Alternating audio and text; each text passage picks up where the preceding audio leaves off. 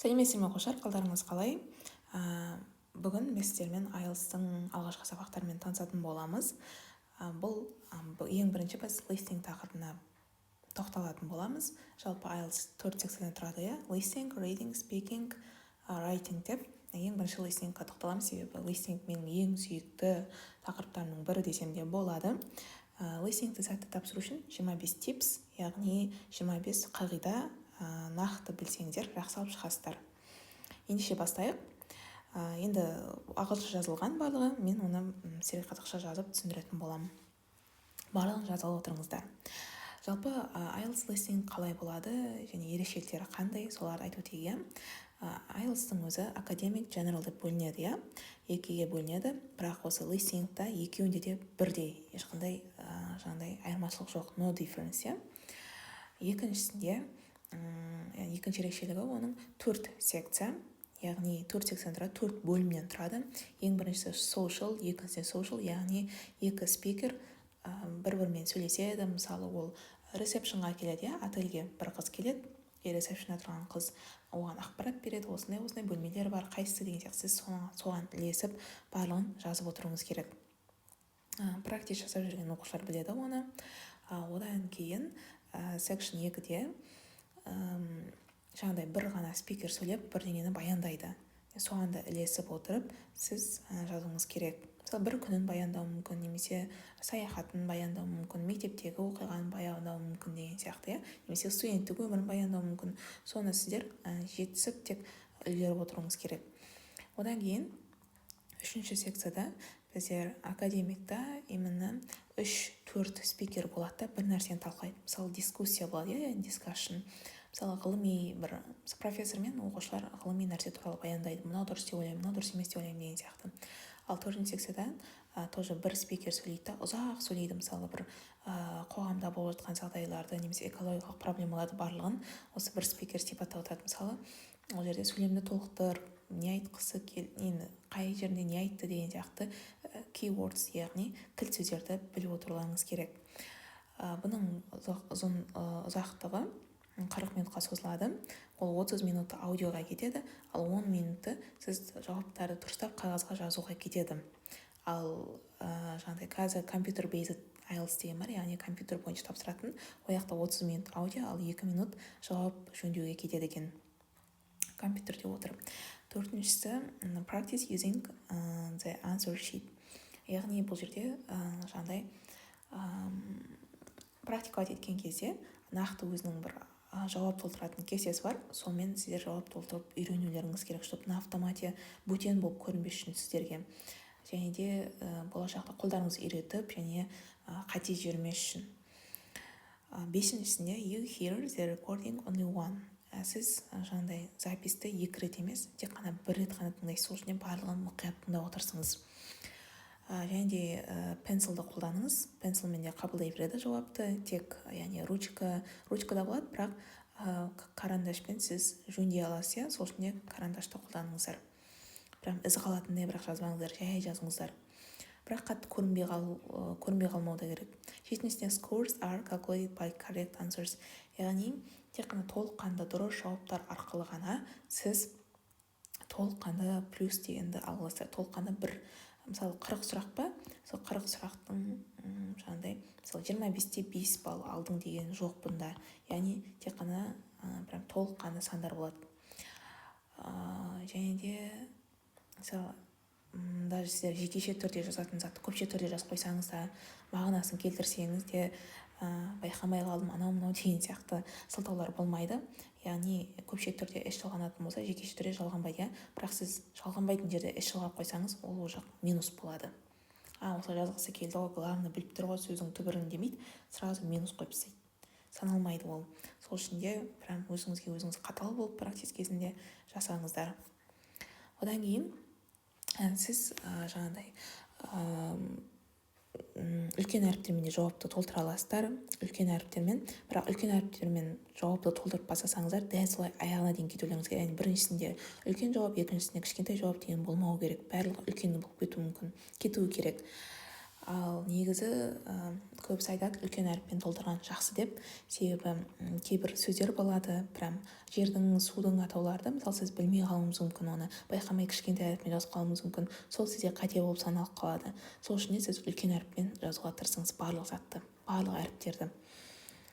Так, мысалы мына жақта мистер дегенде кішкентай әріппен не істесеңіз, ол уже қате болып саналады. Сол үшін де барлығын үлкен әріппен жазған дұрыс деп өзім ойлаймын.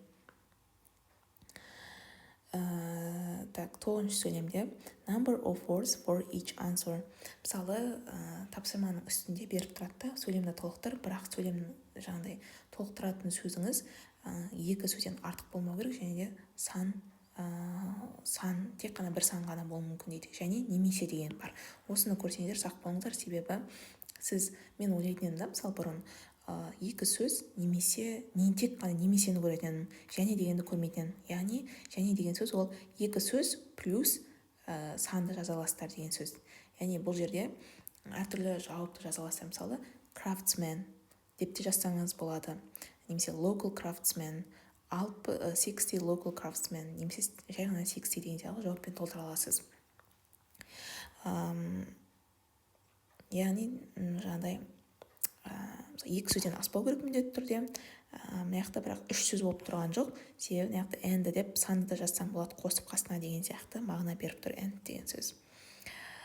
Одан кейін онда мысалы prepositionsдарға at деп тұрса, preposition, ол ағылшын оқығандар түсінеді, ол примерно жерді айтып тұр деген сияқты, немесе мағынасына қатысты, жаңағыдай at the hospital деген сияқты бір сын есім жазып қоюға болмайтын. at the деген, тем более the деген артикль, ол всегда зат есімдермен бірге жүреді. Сол үшін де зат есімді қоюларыңыз керек, hospital болса. Одан кейін грамматикалық жағынан да тоже қарастырады, яғни is дегеннен кейін точно тоже зат есім болу керек. Зат есім. The best place to meet is hospital. The place деп тұрғасын, ол тем более бір жер болу керек, нақты. Ол мысалы қуыршақ деп бір ешқандай жерді білдірмейтін зат есімдерді, тамақ деген сияқты жауаптарды қоюға болмайды. 11-ші сөйлемде all words and the numbers are counted. Яғни a holiday деген екі сөз болып табылады, себебі артиклдің өзі сөз болып саналады. Прям саналады ағылшын тілінде. Біз мысалы мен ойлайтын бір әріп ол саналмайды деп, жоқ, саналады. Ал 1950-ден ол бірақ бір сан болып саналады. Так, одан кейін spelling is important. Spelling деген әріп деп айту деген сөз. Яғни Susan деген жаңағыдай, немесе John деген атты алайықта, John деп айтқан кезде сіз сразу жазып отыруыңыз керек, немесе жаңағыдай ID картыңызды айтыңыз дейді да. Сол кезде ED439 деген сияқты айтқан кезде прям ілесіп отыруыңыз керек, оған да тоже жаттығу керек. Ютубта осыған қатысты өте көптеген жаттығулар бар, соны істесеңіздер болады. Одан кейін words and the letters. Яғни сіз мысалы былайда сізге айтады, тапсырма берілгенде әріппен жауабын әріппен белгілеңіз дейді. Мысалы деген жерде spring деген сөз бар да, сіз бірақ answer sheetқа, яғни қағазға барып мына сөздерді жазып отырсаңыз, сіздің жауабыңыз осы болса да, ол дұрыс емес болып саналады. Себебі сізге айтты жауабын әріппен белгілеңіз деді, деп. Сәйкесінше екеуі бір-бірін тауып тұр, бір-біріне келіп тұр. деген ол spring, B деген ол summer деген сияқты. Сол үшін A, B, C деп толтыруыңыз керек, егер толтыратын болсаңыз. Немесе керісінше беру мүмкін. Жаңағыдай жауабын толық қана жазыңыз деп, мысалы spring не деп та, summer, winter деген сияқты. Сол кезде тоже әріпті белгілеп қойып жүрмеңіз. Берілген дұрыстап оқу керек. Және де question types бар. Осының барлығы бізде listeningте кездесетін сұрақтардың түрі, 10 түрі бар екен, прям өте көп. Осының барлығына практикте бөлек-бөлек жасау керек. Одан кейін 15-ші don't try understand everything. Яғни барлығын түсінуге тырыспаңыз. Прям кейде барлығын түсінем деп отырып стресске кіріп кетеді, адамдар ойы басқа қауіп кетеді, немесе ілесе алмай отырады. Кілт сөздермен жұмыс жасап үйрену керек. Яғни ол қалай? Мысалы prepare the questions and the answers. сұрақтарды тез көз жүгіртіп оқып алыңыз. Примерно не сұрап тұр? Мынау зат есімді сұрап тұр. Зат есімді жазуың керек. Мынаусын есімді сұрап тұр. Примерно мағынасын түсінуіңіз керек та. Ол үшін тоже аударып үйренуіңіз керек, сөздерді білуіңіз керек деген сияқты. Және де answers'ты тоже көз жүгіртіп үйренуіңіз керек. Мысалы, мына жақта мынандай зат беріледі да, мына жақта the town square was built by. Мысалы, қала заты осы арқылы құрылды, салынды деген сияқты. Ол адам болуы мүмкін, естественно, ол осы арқылы салынды. Немесе бір компания болуы мүмкін, мысалы BI Group деген сияқты. Осындай екі түрлі зат бар. 17-ші answers can come quickly. Яғни жауаптар бірінен бірі сразу кетуі мүмкін. Бірінші жауап кетеді, екінші жауап кетеді, үшінші жауап. Көзді ашып жұмғанша да соның барлығына тоже жаттығып үйренулеріңіз керек. Practice makes perfect дейді.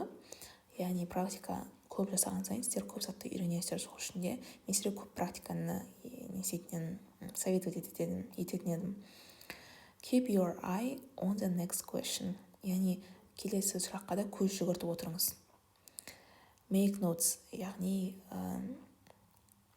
мысалы bookshop десе, мысалы сіз үлгермей жатсыз да, мысалы bookshops деп отырмауыңыз керек та. Мысалы b-shops деген сияқты осылай қалдырып кетсеңіз, кейін келгесін түсінесіз мағынасын арап сұрақтың. Сол үшін қысқартып тастап кете берсеңіздер болады. Бірақ 10 минуттың ішінде түзеп үлгеріп алуыңыз керек. Және де there may be a gap between answers. Яғни бір кейде былай болады да, бір жауапты белгілейсің, сосын күшті жауабын таптым дейсің да, екінші жауапты аңдып отырасың, бірақ ұзақ болып кетеді, бір мыжып жатады да, енді тіке айтқан кезде. Мына жақта көпіріп қараған әңгіме айтып жатады былай. Сосын барып екінші жауапты айтады. Осындай кезде тоже концентрацияны бұзбай, примерно астын сызып отырыңыз текстін да. Так, мына сөз айтып кеттім, мына сұрақтан өтіп кетті. Так, ендігі жатыр деген сияқты астын сызып отырыңыз міндетті түрде. Так, одан кейін қорықпаңыз, яғни мен қайдамын, жоғалып кеттім ба деген сияқты. Одан кейін common traps деген бар. Яғни дәл жауапты таппауыңыз мүмкін. Көбіне мысалы answerстар келеді, жауаптары мысалы кітапта басқаша, ал бірақ сөйлеп жатқан кезде ол перефраза қылып айтады, бір синонимдерін айтып жібереді. Сол кезде сізде тоже мынаны сұрап тұр, примерно осы айтып тұр деген сияқты жауапты белгілей салыңыз. Тоже мағынасын түсініп отыруға, жауап жақындап келсе мағынасын түсініп отыруға тырысыңыз. Одан кейін 22-ші repeated answers.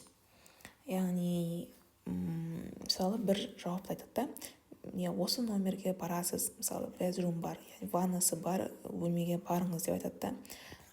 Сосын қайтып айтып жібереді, типа does this room have some bedroom деген сияқты да. Прям нақты айтылады, қайтадан сұрайды да, точно сол ма деген сияқты, точно сол кезде точно осы ответ деген сияқты нақты белгілеуіңіз мүмкін. Do you mean by this деген сияқты бір қайталау сұрақтар болады, қайталау жауаптары болады. Сол кезде тоже мүмкіндікті айырылмай тыңдап алуыңыз керек. Одан кейін 23-ші listen for plurals. Және де көпше түрде шатаспауыңыз керек. Мана айтқаным прям pluralsты өткізбей алуыңыз керек. Так, егер сіз жауаптан қалып қойсаңыз, жай ғана примерно осау деген сияқты бір болжам жасауларыңыз керек. Газ деген болжам.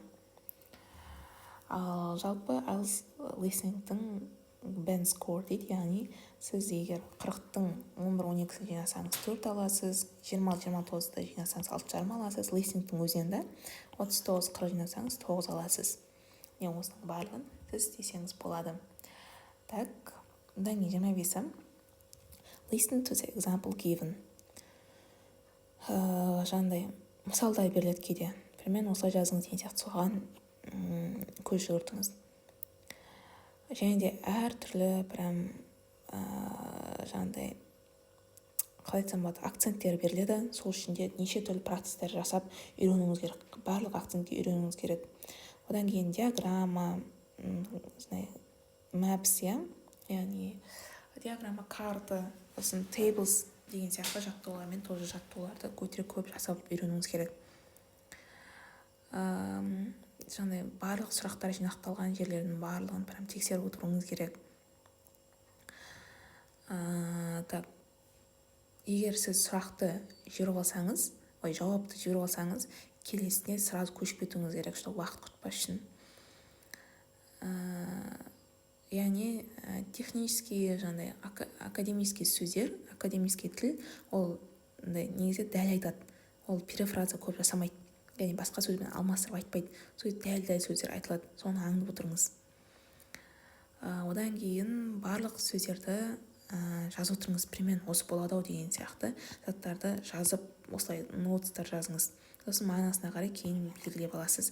Чтобы тез жазып, тез түсініп, тез жазып үлгеріп отыруыңыз керек қой, бір қысқасы айтқанда. Одан кейін мысалы example'да мысалы children must be accompanied by an adult all times. Жаңағыдай балалар всегда әрқашан үлкендердің қарамағында болу керек дейді, иә. Ал сұрақта мысалы былай беріледі. Мынау мысалы сөйлем, иә, осылай оқыды, осылай сізге естіліп тұр, осылай айтып жатыр рекордингта. Сіз ал сұрақта былай тұр: No children are allowed without an adult, иә. Яқта екі сөз деп тұрады, екі сөз болу керек максимум дейді, екі зат есім. Сол кезде сіз an adult'ты белгілейсіз. Ал accompanying adult деген ол болмайды. Сол үшін де концентрация қойып, әр сөз оқыған кезде прям концентрация қойып жасауыңыз керек.